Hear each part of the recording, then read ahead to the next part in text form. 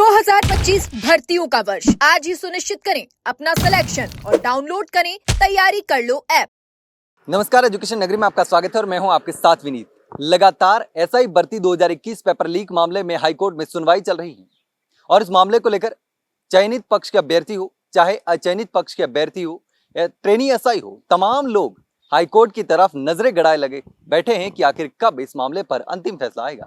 लेकिन अब बहुत करीब है अंतिम फैसले के, क्योंकि लगातार सुनवाई चल रही है और हाईकोर्ट भी लगातार मैराथन सुनवाई कर रहा है। लगातार सुनवाई चल रही है और जल्द से जल्द इस मामले पर फैसला भी आ सकता है। और ऐसे में आज फिर से लगातार सुनवाई है।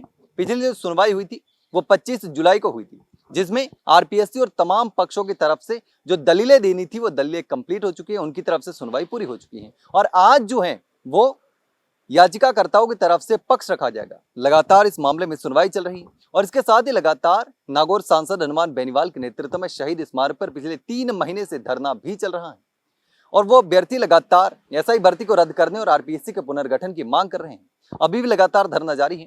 हनुमान बेनीवाल ने संसद में भी ये मांग उठाई थी। लोकसभा में पहले ही दिन मानसून सत्र के हनुमान बेनीवाल ने एसआई भर्ती को लेकर के नारेबाजी की थी और उसके बाद भी लगातार वो मांग उठा रहे हैं। हनुमान बेनीवाल दिल्ली में है, जो कि मानसून सत्र चल रहा है और अभ्यर्थी जो लगातार हैं वो शहीद स्मारक पर डटे हुए हैं और लगातार इस भर्ती को रद्द करने की मांग कर रहे हैं। और इसी बीच लगातार हाईकोर्ट में सुनवाई चल रही है। जिस तरीके से लगातार सुनवाई चल रही है और सरकार ने जो अपना पक्ष रखा था वो ये रखा था कि हम इस भर्ती को रद्द करने के पक्ष में नहीं हैं। लगातार सरकार पर भी सवाल खड़े हुए, क्योंकि जिस तरीके से पहले ही एडवोकेट जनरल हो, चाहे पीएचक्यू हो, एसओजी हो या सरकार द्वारा गठित एसआईटी, तमाम लोगों ने इस भर्ती को रद्द करने की सिफारिश की थी। लेकिन उसके बाद उन्होंने रिपोर्ट बदल दी और यह कहा कि इस भर्ती को अभी रद्द करना प्री मैच्योर होगा। हम लगातार कार्रवाई कर रहे हैं। इसमें 50 से ज्यादा जो ट्रेनी एसआई थी उनको पकड़ा है और टोटल 100 से ज्यादा लोगों को इस मामले में गिरफ्तार किया। और इसके साथ ही लगातार जो कार्रवाई है वो जारी है और लगातार अभी भी इस मामले में लोग पकड़े जा रहे हैं। लगातार जो फर्जी अभ्यर्थी हैं वो पकड़े जा रहे हैं, डमी कैंडिडेट पकड़े जा रहे हैं और इस मामले में जो आरएएस लेवल तक के अधिकारी इस मामले में पकड़े जा चुके हैं। हनुमाना राम का नाम आपने सुना होगा।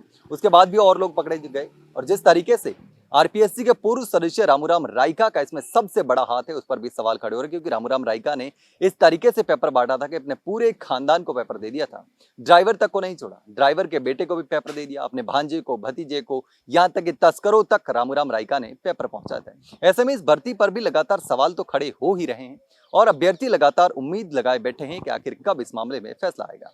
ऐसे में अब जल्द इस मामले में फैसला आने की संभावना है, क्योंकि जो सुनवाई है वो लगातार जारी है और अब याचिकाकर्ताओं की तरफ से जो पक्ष हैं वो आज रखा जाएगा। लेकिन अब देखना होगा कि आखिर इस मामले में अंतिम फैसला कब आता है। लगातार सुनवाई जारी है, लेकिन आज भी सुनवाई जारी होगी और अब देखना होगा कि कब आखिर कोर्ट इस मामले में सुनवाई पूरी करता है और अंतिम फैसला देता है। अब सभी की नजरें कोर्ट के फैसले पर टिकी हुई है।